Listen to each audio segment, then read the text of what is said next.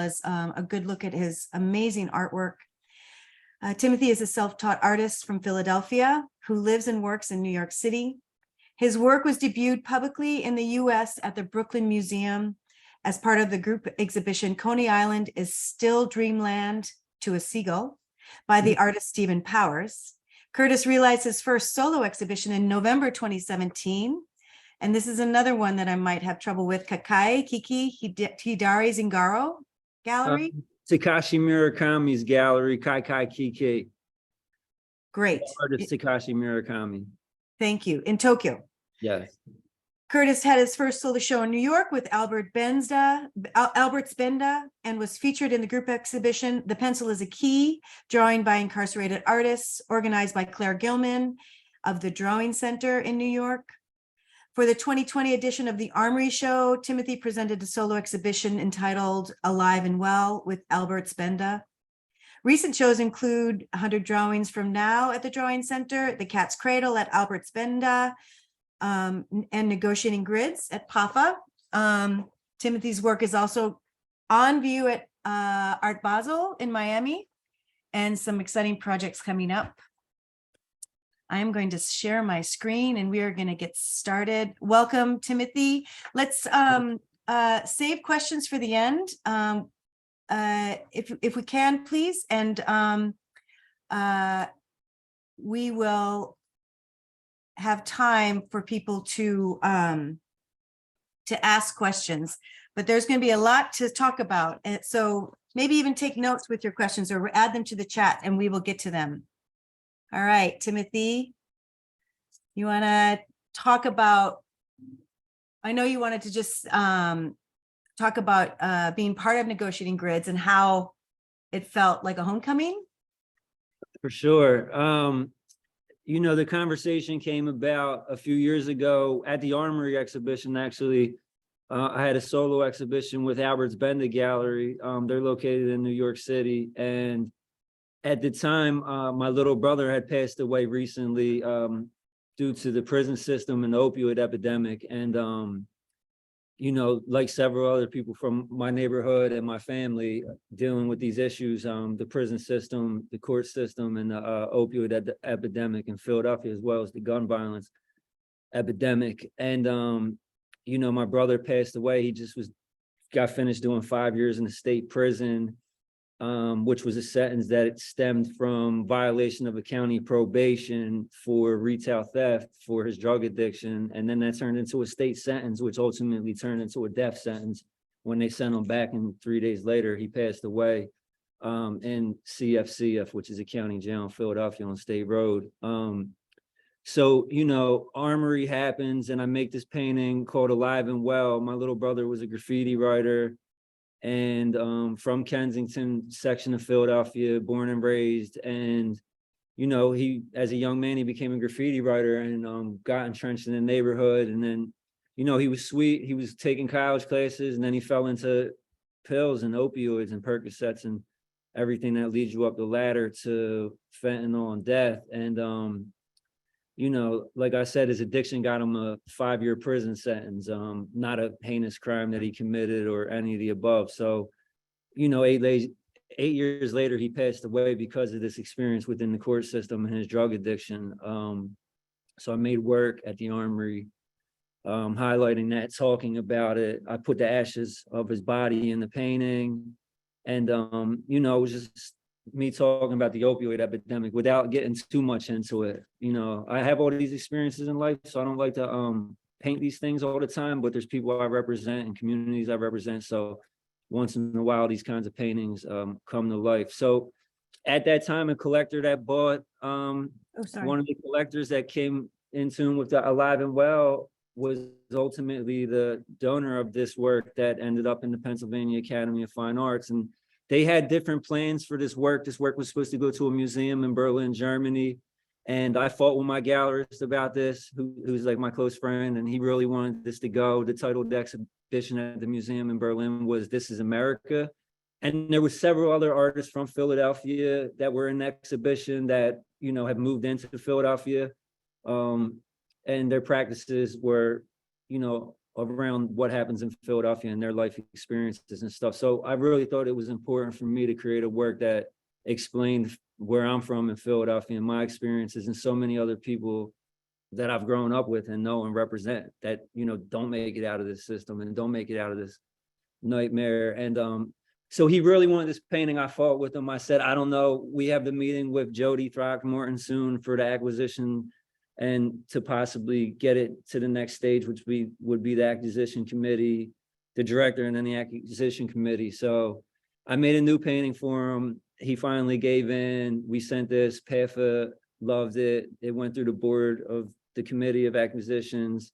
They said nothing but great things about it, and then they accepted it into the collection. Juan Omar Rodriguez comes along, curatorial fellow, puts together negotiating grids, and within 1 year, it's on exhibition in the front gallery, directly across the street from the courthouse that is in the first square, representing this judge and this Philadelphia story on Broad Street. So we start there. That's how I've come in contact with PAFA. So my life, oh, go ahead. No, I just wanted to say, we're going to talk a little bit about the history of graffiti in Philadelphia and then that created you and influenced you so deeply. So I'm born in around Southwest Philadelphia, in Southwest Philadelphia.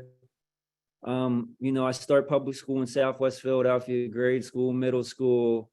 And, you know, Philadelphia in the 90s, the early 90s, coming out of the late 80s, it seemed like everybody had a graffiti name. It seems like it was just a birthright. And if you lived in certain neighborhoods, it was even so much more so that everybody had a name, or everybody had an idea of like a style they wanted to write because they were from West Philly or Southwest Philly, North Philly, Northwest Philly, South Philly, all these different places. And so I'm born in Southwest Philly, and around fourth grade, my best friend, we were living on Elmwood Avenue at the time, around 63rd and Elmwood. And my best friend at the time, his older brother, and all these guys were skateboarders. So they were really good, and they like hung at Love Park and skateboarded. All of them wrote graffiti. And there was one specific fellow, his name was Stephen King, and he was like 300 pounds, but he was like a comedian. He was the funniest person on the planet. He can do crazy skateboard tricks, like being super overweight. And like, he was like a mascot to everybody, and like much more advanced than everybody else. And they all had tags and were writing their names on stuff. And so we wanted to do the same thing. I mean, graffiti in Philadelphia was an epidemic at the time. I mean, you know, in 97, the state guard, you know, the National Guard had to come in and start cleaning graffiti up. That's, you know, the last time National Guard was in Philadelphia was for the riots and protests and stuff. So, so anyway, Southwest Philly, I get a tag around fourth grade. I'm in fourth grade, going into fifth grade at Patterson on Elmwood Avenue. My mom meets her new boyfriend. He's from West Philly, the Overbrook section. We moved from South, and I didn't take it that serious. I was young, but we'd write our names. My first tag was Pipe, and that was short for Piper Tim. Like, my parents had like drug addictions and stuff. So Steve, like, you know, everybody like make fun of each other, you know, like grade school stuff. And like, and we moved from Southwest Philly because my mom's boyfriend at the time was from Overbrook, from around 64th and Haverford, 63rd and Haverford. And we moved to 65th in Haverford. And moving from Southwest Philly to West Philly, I was in sixth grade now, or seventh grade. And I was, you know, I skateboarded a little bit and like skated with some of the guys that were skating in Overbrook.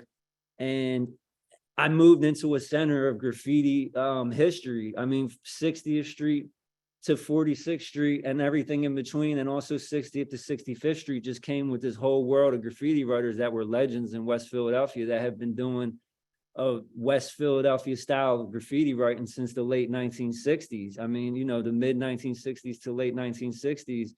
And so that just opened my whole world up to much deeper graffiti. And riding the train, my mother was on the methadone clinic, so we rode the train or the trolleys every day. So graffiti was everywhere. It was on the rooftops, it was on the streets. So I had this like everyday overload of like this, the craziest stuff to see as a child, graffiti wise, you know. And like I could talk about graffiti for the rest of this conversation and all the way until tomorrow at noontime.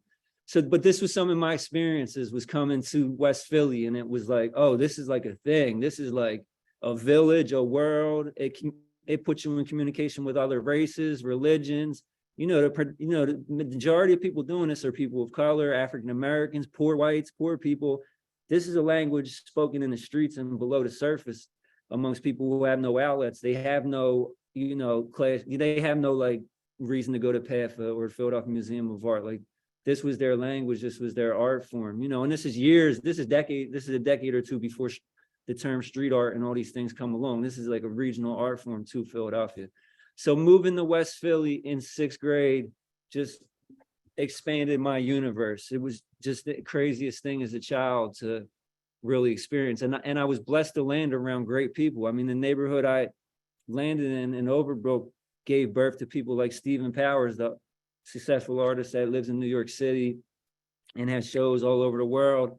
Other artists like Sue Rock and then these other graffiti taggers that have come from 63rd Street and down. And it was always an inclusive community. We didn't have to figure out inclusion in the 2000s. We already knew what it was from the very beginning. It was the one art form probably in American history to this day. And I argue with people if they want, but it was inclusive since day one. It was a connection point for people from different neighborhoods. Philly was very segregated and broken down into sections. Certain people couldn't go certain places. Overbrook at the time was an Italian neighborhood. Most people stayed on one side of 63rd Street or the other side of 63rd Street. There wasn't too much like crossing over, but then there was too, because it's not that serious, but it was serious, like the most serious stuff too. So that was a big part of what graffiti was inclusion. Like me being able to go to 60th Street into an all African-American neighborhood and see my friends who have an airbrush shop. I'm 12 years old. These guys are legendary graffiti writers. That like opens your universe. That gives you more like brain cells and like expansion of your brain. You're like, oh, this is like a whole thing. It goes into the arts. It goes into this. So that happens. A few years go by, 7th, 8th grade, 9th grade. I'm in between West Philly and Upper Darby. I had a lot of situations with the foster care system and the juvenile system. And I was locked up and I wasn't allowed to live with my mother. So I was sent to like this foster care situation in Upper Darby. And, that was cool too. There were so many graffiti writers out there that were coming from this West Philly thing and their families were from West Philly and moved out to the suburbs. So with that, then I started paying attention to much deeper stuff as I started going into the subway tunnels of Philadelphia, the SEPTA L tunnels, the subway tunnels, the trolley tunnels. There was, graffiti going back until 1967. So I'm 40 now, but in the early 90s when I started writing graffiti and like my consciousness was like fully open to it. I'm 15, 14, give or take. I have older friends who were 16, 17 and older friends who were 18 and 19 who were already graffiti, like known for graffiti writing and like had their own thing, but they were connected to this 50-year history of these styles and writing the same way and carrying this tradition out. And, if you go back is that the one with the dates? If you go back? Oh, this one. Yeah. Mm-hmm. Okay. So, so I started seeing in the tunnels, it's like going into an Egyptian tomb. It's like going into a museum. This stuff goes back to 1960s and nobody knows it's here other than graffiti writers or kids like me who are interested. I have several friends who have been photographing this and documenting it and partaking in it since the 1970s, since the early 70s that I still talk to daily. And they're Philadelphia staples and legends, but they're just not recognized by any institutions or history books properly. So going into the subway tunnels, this is what I was exposed to. 50 years of graffiti writing history, and the graffiti from the 60s and 70s looks better than the graffiti from today. So it was just mind blowing to see graffiti. This first one is a JS tag with a smiley face and it says 1974, September 8th. The duck one is from the 70s. That's below the JS. You have this JM next to it, could be Jim, and it's 1981. And then let me move your screen. You have a 1985 smiley face and you have, so I started seeing similarities. There was patterns of stuff that graffiti writers were doing for 25 years up until the point that graffiti found me in the mid 90s. And, it was like, oh, this is what we do. It's like something there's no book you can pick up, especially at this time. There was no internet. There's no graffiti books and history books.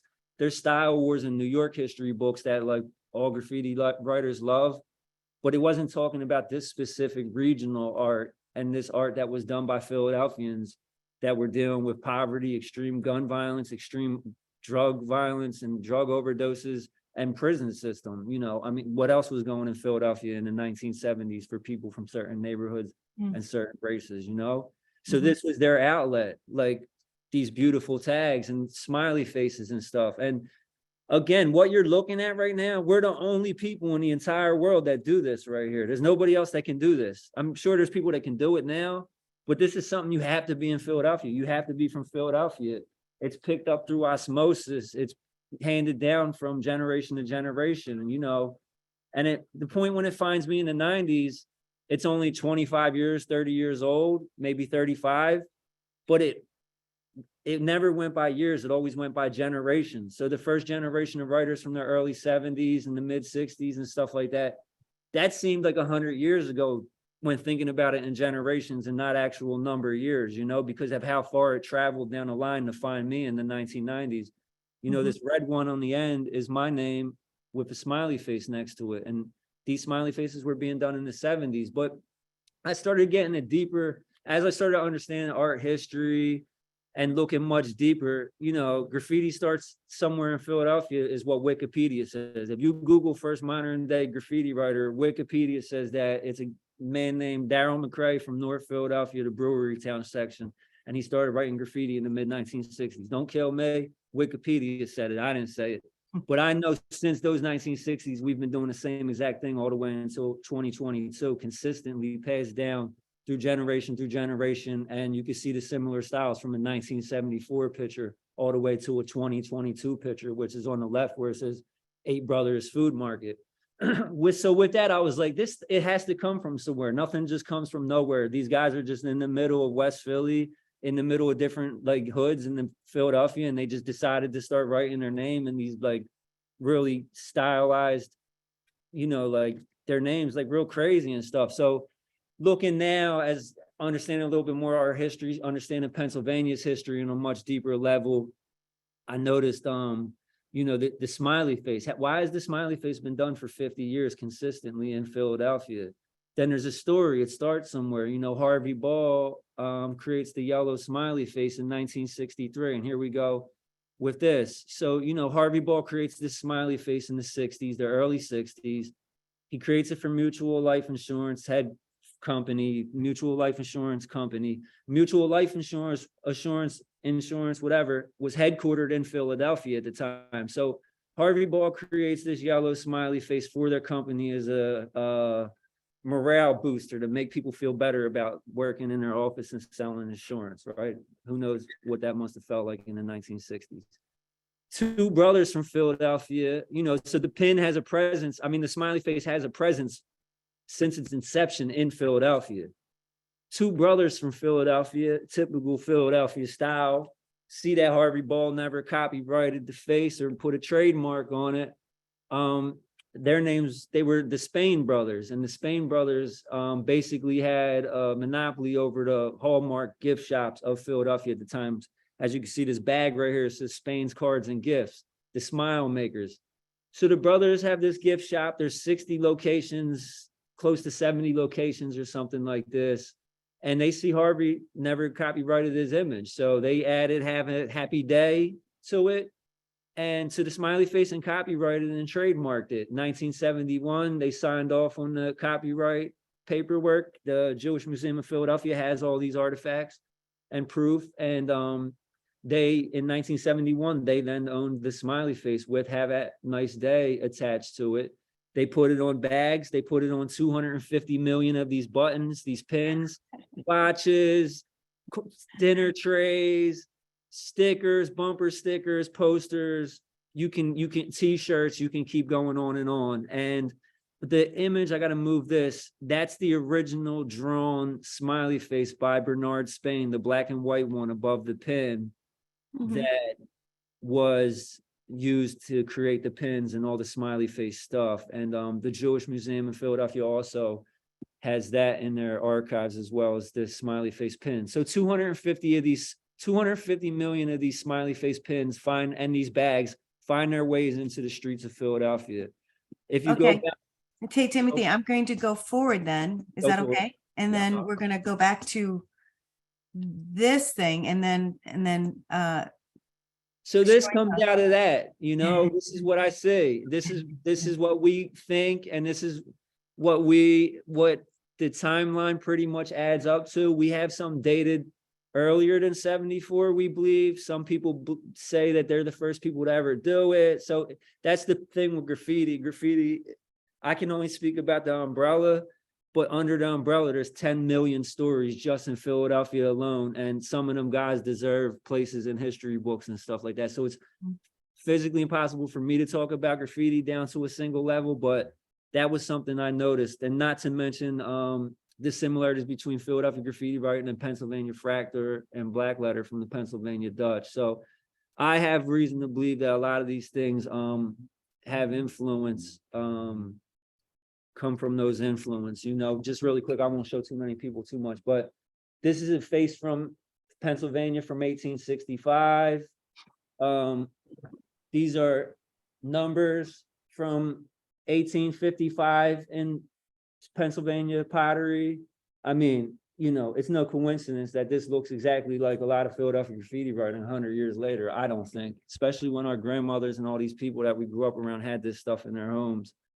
So I think that the two, definitely one was birthed out of the other. And not to mention Sgraffito, which is the definition of graffiti, starts in Philadelphia in the early 1800s, around 1805. And these are fish with branches coming out of their mouth. So a lot of similarities to a lot of different past art forms in Pennsylvania and Philadelphia, and the way they carry the same artistic motifs like stars, and how they all do their own stylized version of a Pennsylvania tulip, all the way from Philadelphia to Pittsburgh, which is similar to how Philadelphians write graffiti all the way from the far corner of Southwest Philly to the far corner of Northeast Philadelphia, and have a similar thing that they do, even though they're from different regions and different parts of the city. So, you know, so that shapes who I am. This finds me here as a kid. I write graffiti through Philadelphia. This is some of the stuff that I did as a child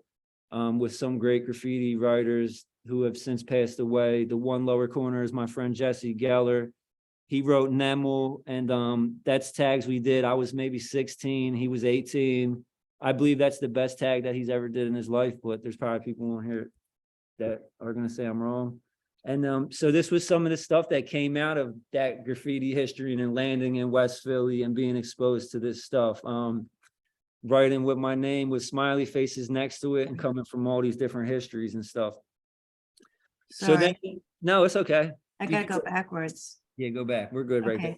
Okay. So I'll just give a moment for this because I know there's people on here that would be excited about a lot of this.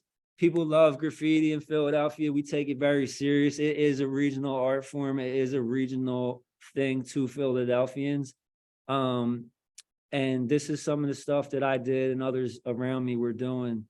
And this first picture, you have graffiti from the 70s. This is in a subway tunnel, and it's, not too far from PAFA. And some of these things still exist. Most of the subway tunnels have been buffed by SEPTA. So this 55 years of history is now completely eradicated and erased.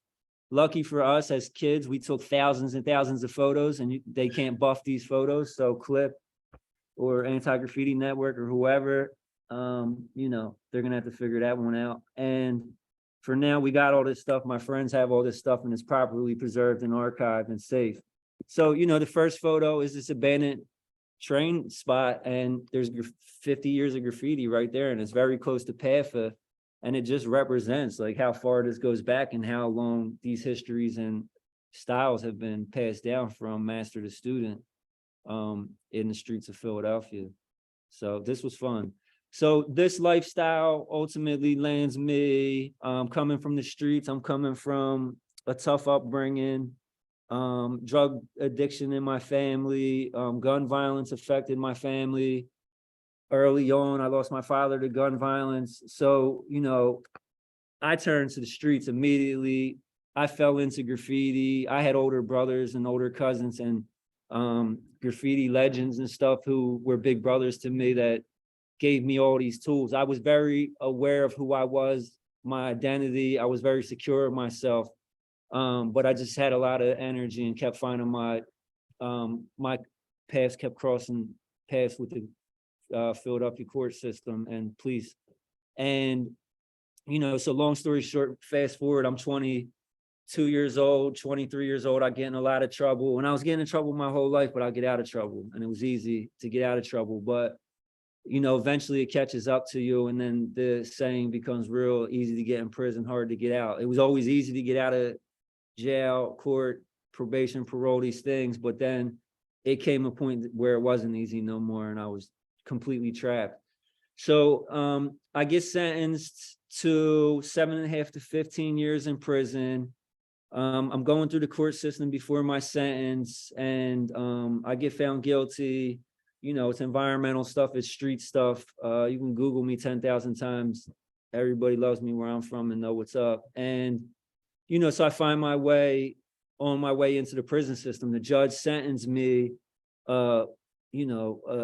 overload amount of time. And the reason I was sentenced to so much time in prison was because after I was found guilty by a jury, the judge released me for the weekend to go home and handle my family affairs, and told me to come back Monday for sentencing. And if I didn't show up Monday, he would sentence me to the maximum amount of time that he was able to sentence me under the law in Pennsylvania. Now, my co-defendant, who's my cousin, he did 11 months in the county jail. So keep this in mind. I got sentenced to 25 years. I got a 7.5 to 15-year prison sentence with 10 years state probation that starts after the 15 years is up. The 15 years is up in 6 months. And then I then start a 10-year state probation sentence. Did no heinous crime. All I did was run and not show up to court. The judge sentenced me to the super sentence, and that was it. It took them 2 years to catch me. I was on a run and just, you know, minding my business and doing whatever I was doing while I was on the run. I had ideas of saving all this lawyer up money and winning on appeal and coming home. That's not reality in Pennsylvania prison system. Pennsylvania is a commonwealth and a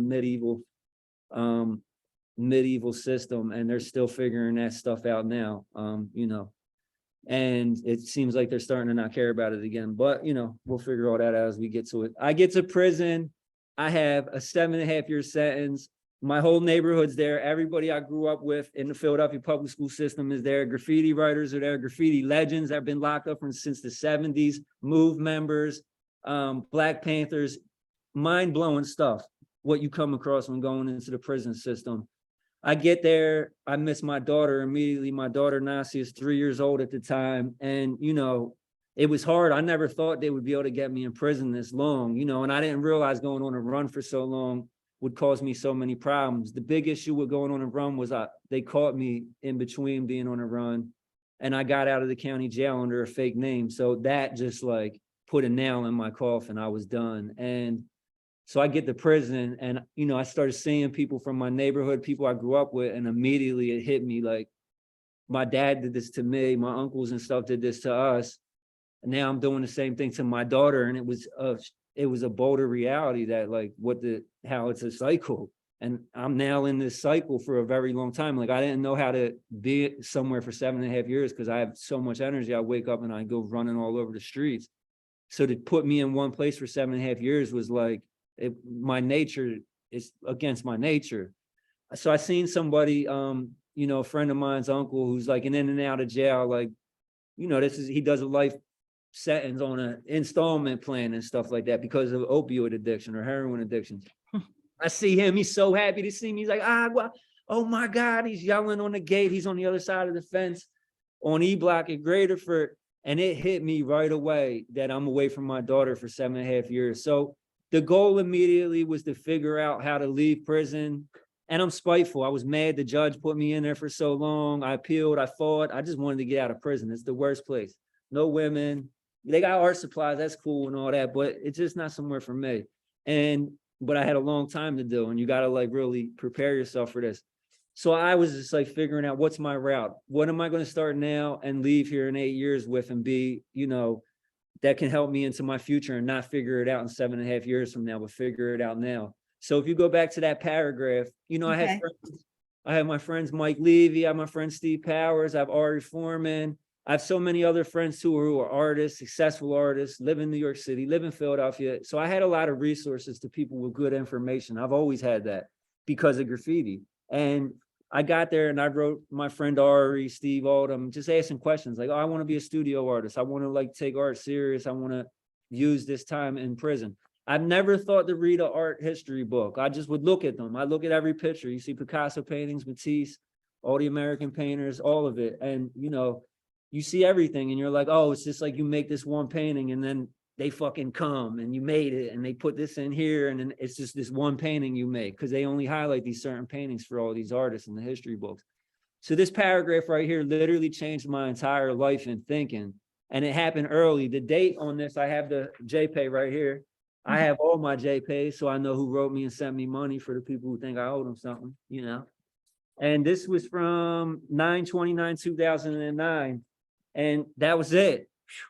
And it says another important thing is for you to hit that library. This is my friend Ari speaking to me. Ari went to art college and art school and is very successful commercial artist. And, you know, it's important, hit that library, read like a champ on art history of both old and new.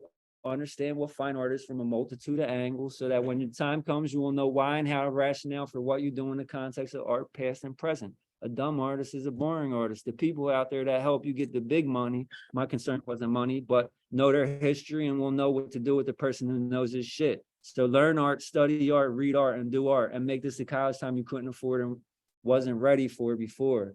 And Ari knew me. Ari knew me since childhood. These guys knew me since childhood. I couldn't go to college because I did a year in prison as an 18-year-old for possession, for selling marijuana. Marijuana at the time in Pennsylvania was illegal.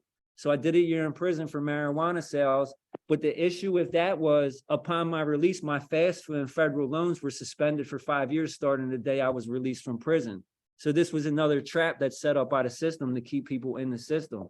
So when I was released from prison, I got my GED in prison as an 18-year-old doing a year. I got my GED, came home and couldn't go anywhere with it because I had no student loans that I could receive until my 5-year probation was up, which started the day I was released. Within that time, I got my 7.5-year prison sentence. So there was no segue for me to get into art college or do any of these other things. So Timothy, why don't you start talking about like all the work, how you developed your art skills and your practice in prison? I got to prison. It was a booming industry. I mean, these guys make hankies and cards. You got Puerto Ricans, you got Dominicans. They have like the cards and the hanky game down. You got guys who do portraiture. And I, you know, I come from doing graffiti lettering. I worked at a clothing company in Philadelphia by the name of Mesquite Originals. So I had a lot of painting abilities and a lot of connections to art. I thought I was much better than I was when I got there. I'm like, oh, you know, but I seen like the value on each one, like these cards with the teddy bear. These are two, you know, you get 2 packages of tobacco for one of these. So me and my friend, we started taking over the card industry. I was in SCI Somerset. There's about 2,000 inmates in this prisoners in this prison. And so, you know, we started taking over the card industry slowly. I had holiday cards for everybody. You know, the guys would get them and send them to their children. I had Arabic, Islamic paintings. This is Islamic calligraphy painted on a Moschini type background that, you know, I've learned with my friend Hamid Holloman, who is an artist in Philadelphia. And we started taking over the industry in prison little by little. And my talents and my abilities were getting much greater. Portraiture was the most expensive thing in prison. You could get anywhere from $25 to $45 a head. So my goal was to learn portraiture, painting, pastel, you know, sanguine, charcoal, all the above. A lot of the portrait guys were like people I didn't mess with because of their crimes and stuff that landed them in prison. And so it was my duty to like take over that industry. So I started doing painted portraiture, drawing portraiture, and just like freehand line drawing and stuff like that. Like you see this guy with the knife in the port thingy. And you know, Sorry. and then the graffiti, you know, so I have the graffiti. We had the market cornered. I had a Puerto Rican partner by the name of Johnny LeBron Speedy. You know, he was given a lot of time because of his translation issues. All he did was steal a car. He did 20 years in prison. And my friend Orozco, who was Dominican, also North Philly. And we had the card industry. If you go back one card or two, I'll Mhm. keep it brief. One more. These cards were the expensive cards. These have metallic paper on them, glitter, floor wax, poetry inside. These were worth a pack of Newports. So, 10 of these is $60 cash. 10 packs of Newports is $60 cash. So we had money for art supplies. We had support, and we had a good time creating art and selling art to all kinds of different people from all different walks of life. Mhm. So I start there. I'm making paintings. I'm trying to figure out what does an artist do? What's your muse? What do I draw all these guys in prison? Do I paint these things? So I was bouncing around. I made this tick mark painting. There's about 10 of these in total, and there's a tick mark for every single day for the 7.5 years that I served in prison.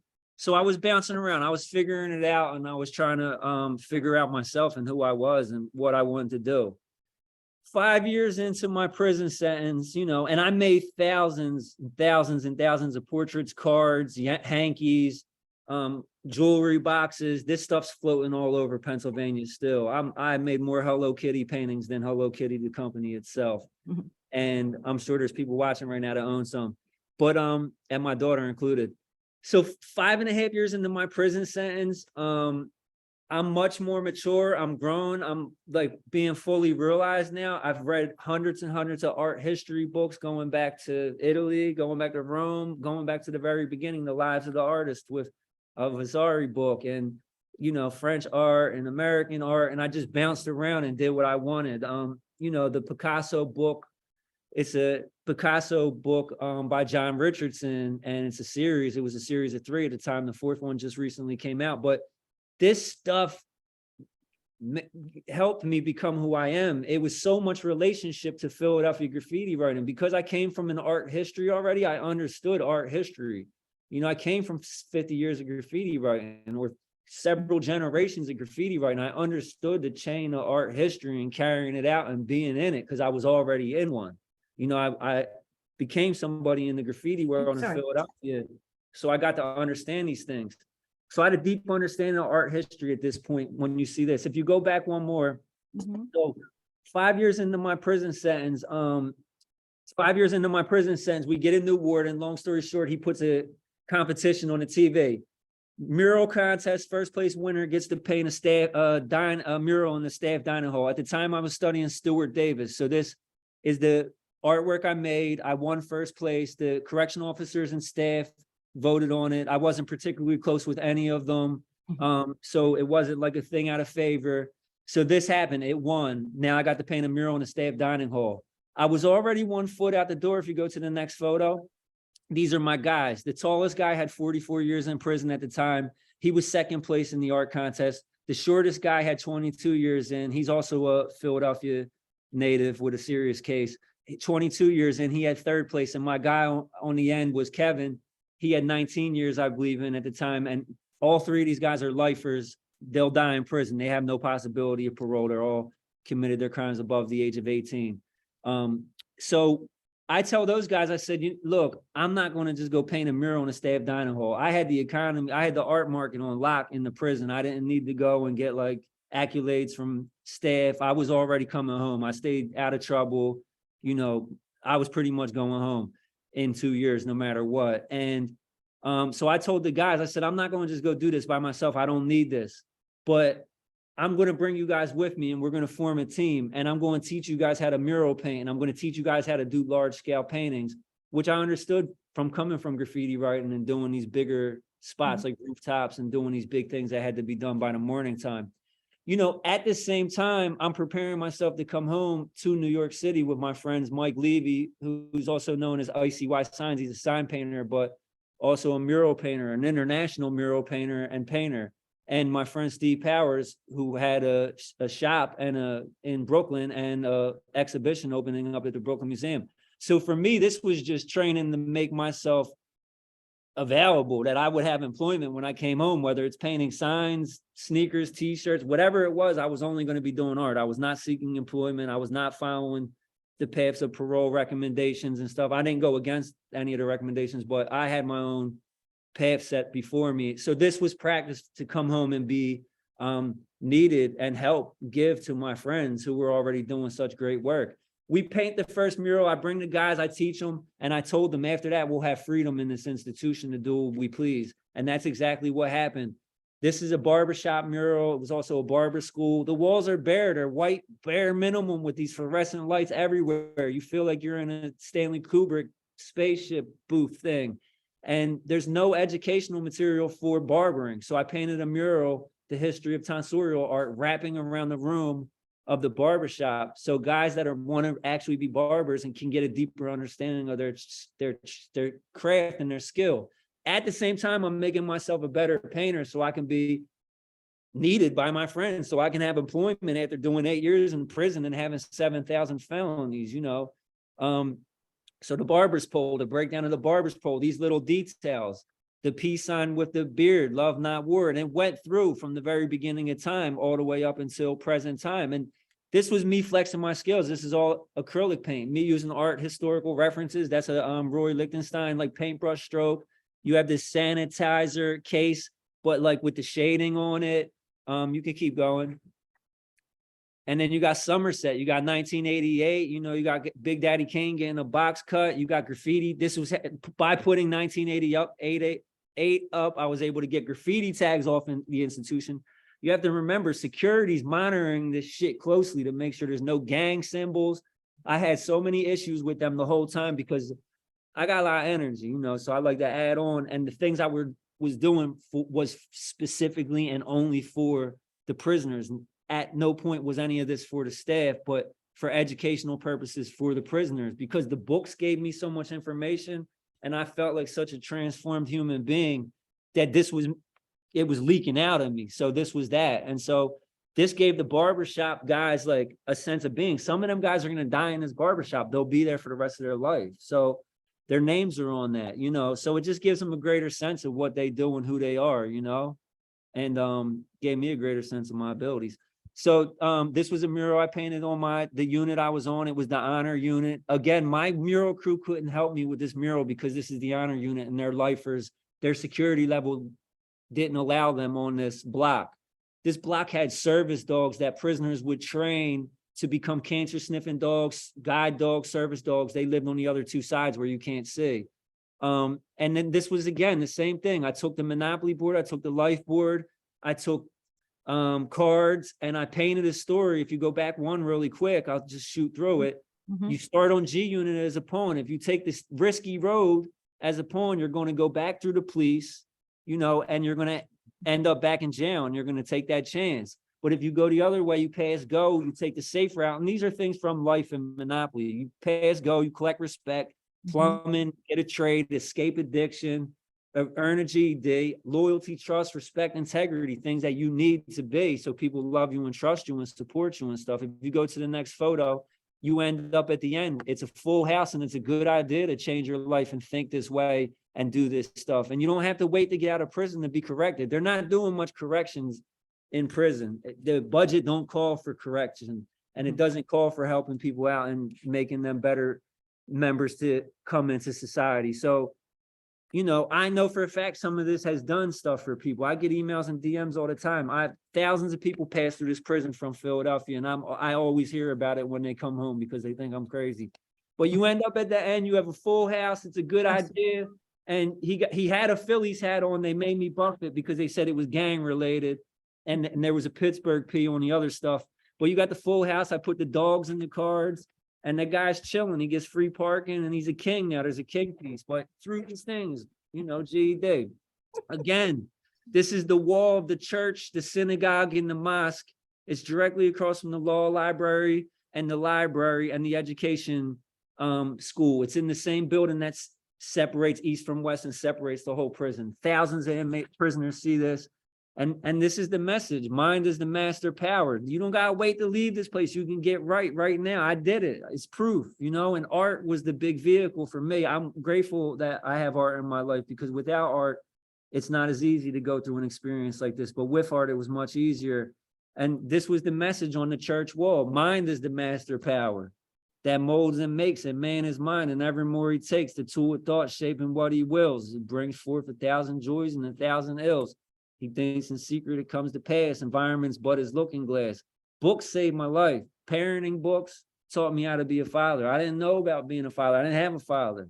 My mom's wild as shit. I love her to death and she's the greatest and a lot of people know her, but still she's not doing proper parenting techniques. So you have parenting, you have just mercy. If you're a juvenile lifer, read this book. Possibilities you getting out of prison are greater. I put my friend Steve Powers' book, The Love Letter to the City, in there just to mix the art in. You have As a Man Thinketh. You know, these things are based on love and respect and compassion towards other and understanding, GED.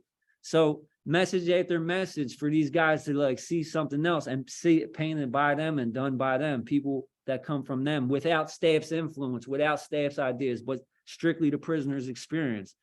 They gave us no good photos. You know, everything is prison. Most of this stuff I have to stand in front of to even get a photo, but this is a glimpse of it looking down the hallway. We did faux marbling on the tiles, the cheap tiles, to make it look like it was on a marble wall.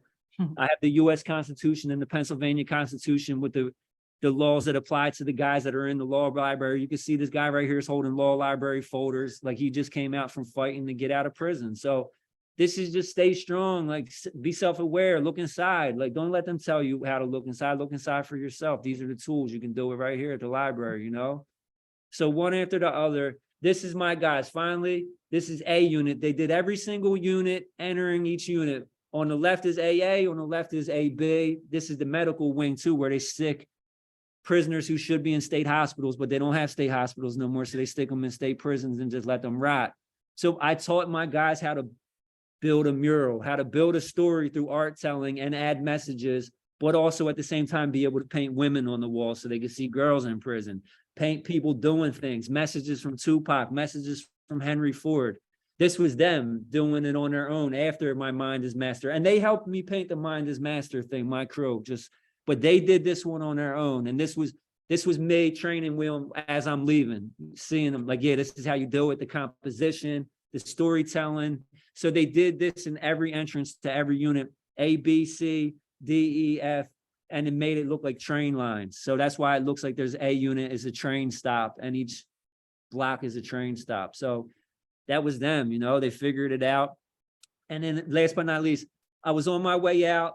The photo backdrops were horrible. Deers, barns, stuff I don't want to take a picture in front of and send to Nasia. She'll send this shit back to me, you know, she's like, what the hell is this? Well, there's no barns and deers in Philly. So I told them, I was like, just let me paint these backdrops. Let me paint them more warm and like loving and like, so kids will be like, not afraid when they receive a picture from their father. We painted Iron Man. I painted SpongeBob and Iron Man. Me and my friend Kevin did the sewer one, The World Is Yours. That's the way to get the hood shit off. You can stand in front of the Range Rover, you got The World Is Yours. Cause they're very, what's the word? Like they don't let you, they're on everything. Like you can't talk like you're from North Philly. You can't paint like you're from North Philly. You can't do these things. So to get off The World Is Yours from a Scarface movie and have the city skyline, it has to be around their organization and solve for them. But the idea behind these photo backdrops was so if you stand in front of SpongeBob and it says, I love you, and you're in a prison uniform, your child's not going to be as afraid or like dismissive of the photo as much as they would some deer or some white wall. Like it makes them feel like, oh, my father's in a safe environment. And like, you know, so the goal here was just to soften the experience for the prisoner and their children and also create a learning environment that could help do what I did, you know, and help find a path if they're not going to pick up books. Hey, Timothy, we're at 12:50, so I'm going to skip this one. Okay, cool. And we're going to go into If I Had Your Hand. Cool. So this is the Armory 2020. This was the painting Alive and Well that I made after my little brother's death. I was originally going to paint it as a mural at Lehigh and Allegheny, to the entrance to Kensington, before the bridge as you enter the opioid epidemic. That's the bicycle trapped. I started painting bicycles while incarcerated because I was a bike messenger growing up. Bike culture was big in my life growing up. And I dropped out of school in 9th grade, became a bike messenger with my friend Jesse Geller, also known as Nemo. He got me a job. He was 2 years older than me. So bike culture was big to me. While studying art history in prison, I was reading about Braque and Leger and other French artists who were using bicycles as symbols of freedom. So they were painting this bicycles and Cubist bicycles and disembodied bicycles as symbols of freedom and broken freedom during wartime. So it really struck a nerve with me to be reading this in a prison cell, so many years in prison and in a void. And so when I came home, I really loved the bicycle symbol. I loved it as an abstract tool, and I loved it as a representation of freedom. But the bicycles I paint come with a lot of extra bars and stationary features that don't allow the bicycle to move. I'm on state parole. I'm on state parole until 2037 as of right now, and dealing with that. And it's funny because just last year, I was placed on house arrest and punished for the first time in 14 years. So I'm easily reminded how fast my life can get cut off and put on hold due to other people's mistakes and not my own. But that's neither here nor there. So this was the painting I made at Armory, which informed the painting that I made for Pennsylvania Academy of Fine Arts, a much deeper painting. And again, I got into this painting. If I had your hand, I'd cut my hand off. It's a saying. Most Philadelphians say it. You roll up to any average Philadelphian in prison or in the streets and you're like, oh, what's going on? And if you're doing good, they're going to be like, shit, if I had your hand, I'll cut mine off. It's a compliment. It's a greeting. Well, Philadelphians have this way to use these sayings as greetings and stuff like that. So, you know, it was real. If I had your hand, I'd cut mine off. You end up at the judge. This is a story about my little brother. He died in prison. You end up with the judge sends you away, honorable whoever. That honorable whoever was directly across the street from the Pennsylvania Academy of Fine Arts. I don't know who it is. This is a Rembrandt drawing. It informed my second drawing, which was the three crosses, which I etched into the thick, heavy oil paint to represent the two thieves on the crosses next to Jesus. Not necessarily a religious person, but I had a lot of thoughts about people who were incarcerated for murder and thievery or stealing for long periods of time, and that were just completely over sentenced. Language barriers, no lawyer, poverty, X, Y, and Z. So I always thought about these two other crosses. And so this was kind of like to symbolize that. Moving forward, you have the king, you know, he's now the suicide king, but it's clear that the knife is not behind his head, that it's actually in his head and going through it, penetrating into the street or the ground. And so this was a story about my brother. I was hurt, you know, they put him in a compromising position that killed him. He didn't overdose. He had a heart attack, but it's easier for them just to write on paper work that opioids did it because no one has to deal with it and stuff like that. And if any investigative journalist in Philadelphia did any investigation the state road and the opioid death amount, I'm sure they'd have the greatest story of the year. But this is a person being held down and drowned and pushed under and, you know, back and forth, up and down, panic, anxiety attack that's coming along with this stuff. And then you got the hands popping out. And this goes to my brother. This is alive and well. This square, I titled each square of the painting also. And this is alive and well. My brother, he did 5 years in prison. He came home. He caught a blood disease from opioid use, ended up in the hospital. His first graffiti tag out of the hospital was alive and well, 2019. Sorry. Right there. One of the best tags I ever seen him do. And a young kid. And 3 weeks later, he passed away, rest in peace, at CFC, after the incompetency of correctional officers on State Road. Or their non-information about opioid problems and how to deal with. But anyway, so that's my brother on the bicycle, stationary, and he's smoking a joint and he's chilling and he's dealing with the same shit I'm dealing with. You see the smoke coming out of his cigarette, his joint. He didn't smoke cigarettes, but I probably didn't even smoke weed, but that's his ashes. And you know, the Pennsylvania Academy of Fine Arts is now his mausoleum. The same courthouse that sentenced him to die in a compromising situation now has the first museum in American history across the street that houses his story and so many Philadelphians' story and tragedy with opioid epidemic, as we know, you know, that they keep confined to Kensington for the most part, but it's a nationwide problem. So you have his ashes, he lives there, opioid prison, it's a prison in itself. You have the tombstone. I've lost so many friends just since I came home from prison. All my childhood has been eradicated. I have no friends due to gun violence and opioids. All my friends are new friends or people who have never touched opioids or guns. And so they have survived somehow. But even if you don't touch these things, it can still get you. But you have the pill bottle. the tombstone coming out of the pill bottle lid, and there's plenty of tick marks on. There's a 4-leaf clover for my little brother, he was Irish. And then you got the Schedule 2 fentanyl bags. And then at the end, you have the guy, which is the funeral of the girl, and they're mourning, and it's titled Left Behind. And the person's crying because it's now funeral time and stuff. And a typical, very normal Philadelphia story is going to more funerals than graduations. And it's the case for me as well. So, yeah, so it was cool to come off and negotiating grids, and Juan included in it because I was included in the likeliness of Arabic square painting and grid painting, and not graffiti painting and graffiti mark making like some of the other artists that were in the exhibition. So it was cool to be removed from graffiti for once, even though I come from this deep graffiti history within Philadelphia, and it's created who I am today.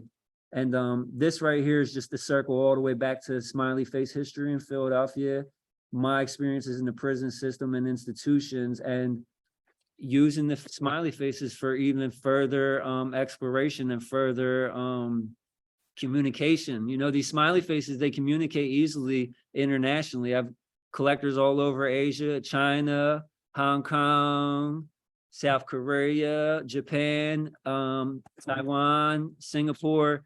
These are international, not specifically the feelings vocabulary chart ones with English written words, but these faces have an international language, especially with emojis nowadays. And it starts all right here in Philadelphia, and it found me in the 90s. So I'm grateful to the graffiti writers who started doing what they were doing in the 60s and 70s that helped shape who I am and save my life. Because without graffiti, it's a fact I'd be serving a life sentence in prison, or I would have been on that tombstone right there. Timothy, it's almost 1 o'clock. It's literally 1 minute to 1 o'clock. Well, Thank you so much. Like I said, there was a lot here, and I'm totally open to extend this a little bit so people can ask questions, if you're okay with that. Completely. We can stay for another hour. I love talking about ended up at Pennsylvania Academy of Fine Arts. I would love to. I want to thank Jody and them really quick. Huh? Can I just say thank you to Juan Omar Rodriguez, curatorial fellow, for putting together Negotiating Grids. Negotiating Grids is on view until December 31st. I'll be in and out of PAFA a lot, and go check it out. It's a beautiful exhibition with a lot of great artists from Philadelphia and from other parts of the country, including Nina Chanel Abney. And thank you to Jody Throckmorton and Torsten Alberts and Alberts Benda Gallery and Andrea Crane for helping me get this in that direction and talking about PAFA and thinking about PAFA as far as this work goes, and even the graffiti and pottery conversations. Kathy asked what visually differentiates Philly graffiti from New York and LA and other cities and their graffitis.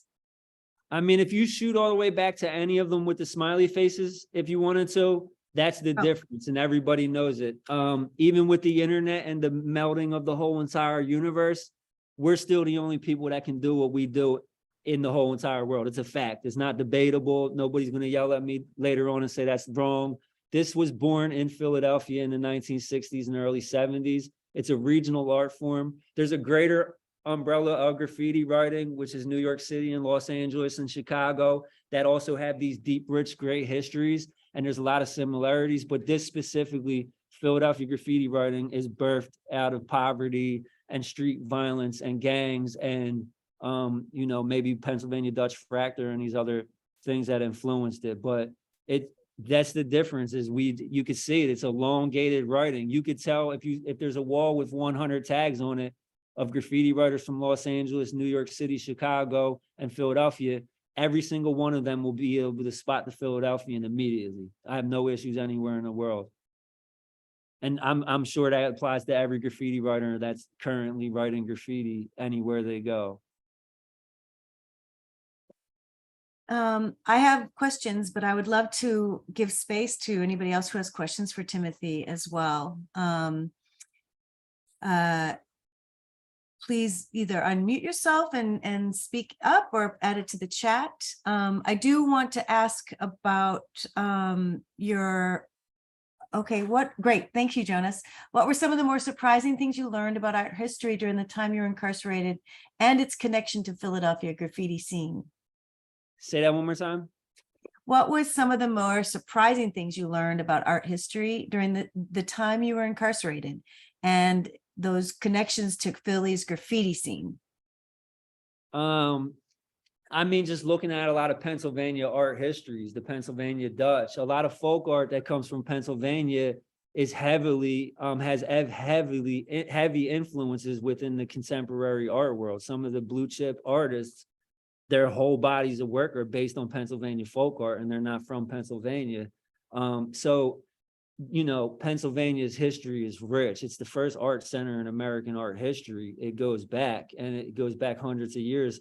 Most states don't have hundreds of years of history. Pennsylvania does, and it has hundreds of years of art history specifically, including Pennsylvania Academy of Fine Arts history. But the folk art and the regional arts that were going on, this utilitarian pottery that I was talking about and showing earlier, you know, it starts in Pennsylvania and New York City and Baltimore. So finding those things and seeing similar motifs and strokes and this stuff was it. That was really like, oh, what were graffiti writers looking at in 1960 when they were going on school trips to the Philadelphia Museum of Art or PAFA? We all went on school trips to all these institutions. What were early graffiti writers in the early 70s looking at? Did they go in the Philadelphia Museum of Art? Did their grandmom have Pennsylvania pottery around? Everybody's grandmom had Pennsylvania pottery around, or stoneware, blue decorated. So, you know, just seeing these things and realizing how deep it goes, and then getting a broader understanding of the art world and contemporary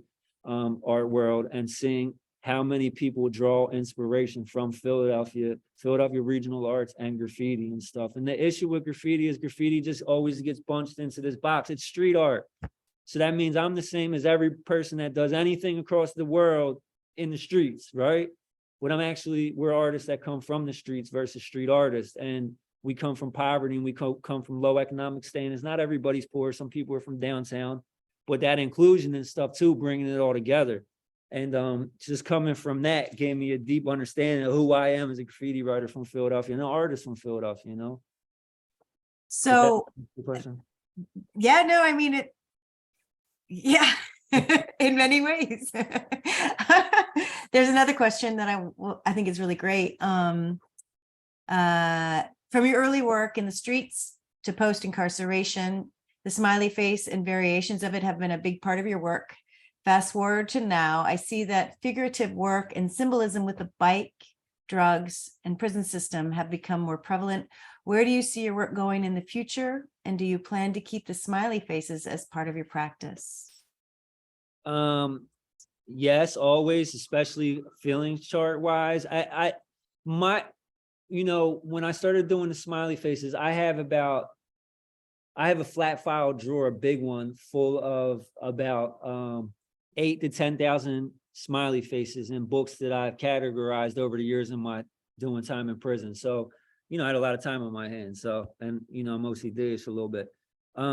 So I was always looking, I knew I had something. I'm like, oh, I have 8,000 different facial expressions, but they're like cartoony, or they're emojis, or they're like only so mature, can only like reach a certain level of people, something that would keep me trapped in like a street art box and stuff. But there was deeper meaning there, and I had to find it. And so stuff like the feelings charts and being able to use a lot of these facial expressions for emotions and feelings has been where I'm leading into my work, as far as with ink blots and feelings charts, and a much deeper feeling behind all of it. But yeah, sometimes I make them for fun, just for the sake of like making smiley face paintings.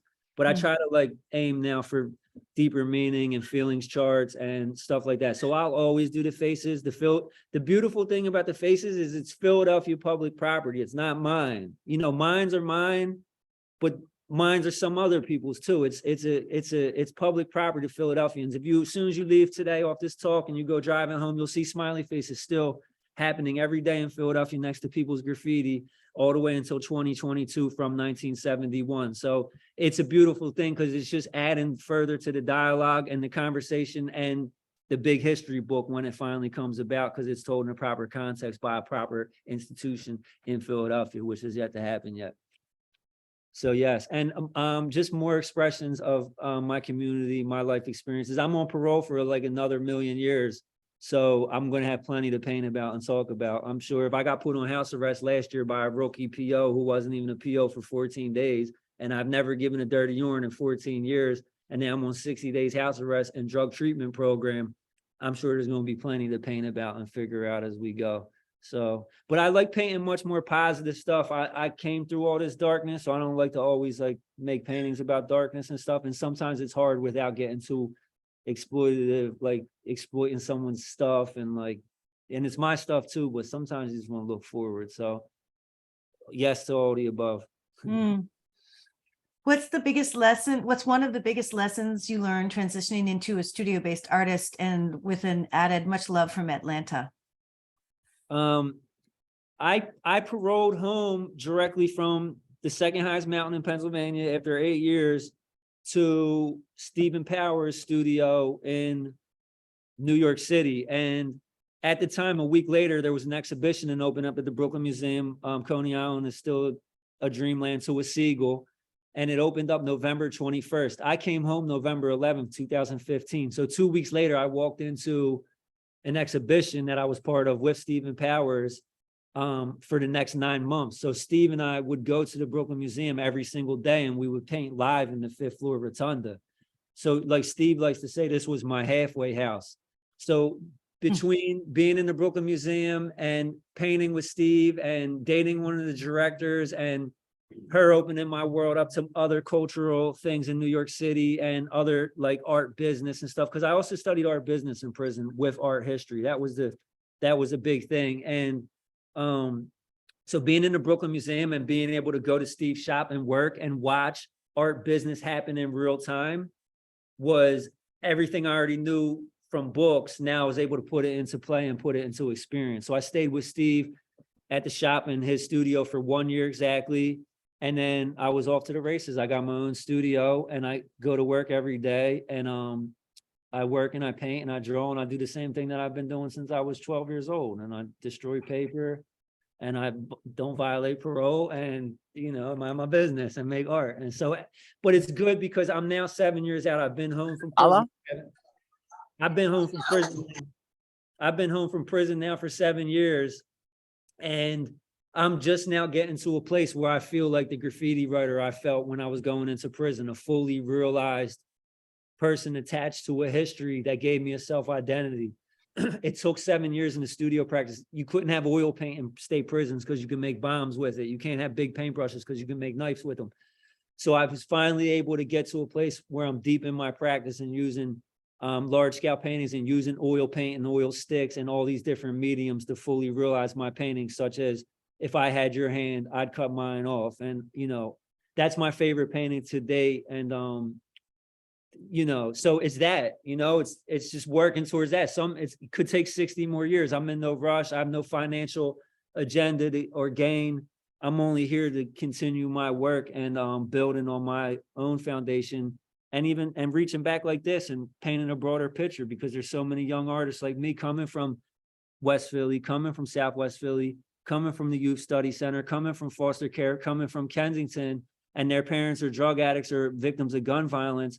And this was the route. I'm self-taught. I dropped out of 9th grade. I've been through every single system in Philadelphia, from the Youth Study Centers, foster care, CFCF, work release, state prison system. And I was in several state prison systems. So if I can get here, it's not luck, it's hard work, it's education, it's reading books, it's diving deeper, it's surrounding yourself with people of like-minded interests.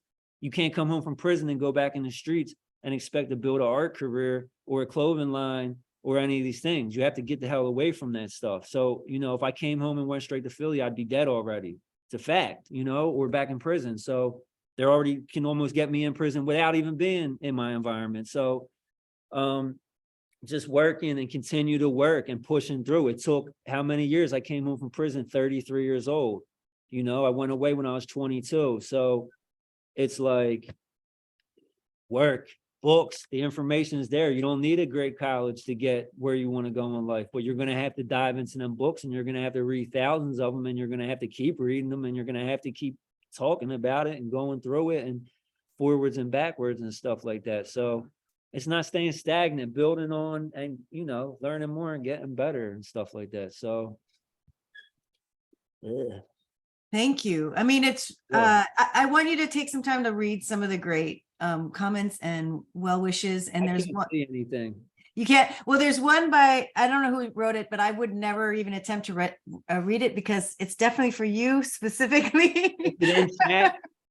Yeah, it's in the chat. But Oh, anyway, just thank you all for all of these beautiful comments. I'll definitely, if Timothy can't see them, I'm going to share them with him afterwards. But I really appreciate you sharing your journey, and I love that you're sharing it with the Pennsylvania Academy of the Fine Arts audience. We're super proud that you're part of the family, and we hope messages. you see them. And since you honored the land that you stand on, I'm going to honor the great graffiti writers that come from the same land and who have passed away, such as Disco Duck, ZK, SA, a lot of graffiti writers who added to the chapters to the book of Philadelphia graffiti writing, the regional art form that it is. And these guys are folk artists, and they deserve to be recognized at some point properly. Without people who try to destroy graffiti, but then want to talk about it and lift it up. Can't do that. Can't have an anti-person do the pro thing. We're going to do it from the muscle and the roots. And so definitely Raz from West Philadelphia. I see Bonanza, my little brother Kenneth and Anthony, ZK, Sizer. A recent pass away was PR Star, who's a citywide known figure. All these guys are citywide known. So without these guys and the things that they added to this culture in the 70s and 80s, I'd have no future. I wouldn't have this conversation with you right now. It's because of these people and stuff like that. So, and there's so many more, there's hundreds more. But that's all I can get out right now. Thank you. I want to thank everyone for sticking around and able to talk to Timothy and ask questions. And I really appreciate you attending today's talk. And I wish you well. And I'll be in touch with our next talk coming in mid-December, December 14th. I'll send out an email letting you know about the next one coming up. Thank you, Pennsylvania Academy of Fine Arts, and thank you, Lori, so much. I hope Juan's watching, and if not, thank you, Juan. Thank you, Juan. Bye. All right, bye. Have a good day. Take care, everyone. Thank you.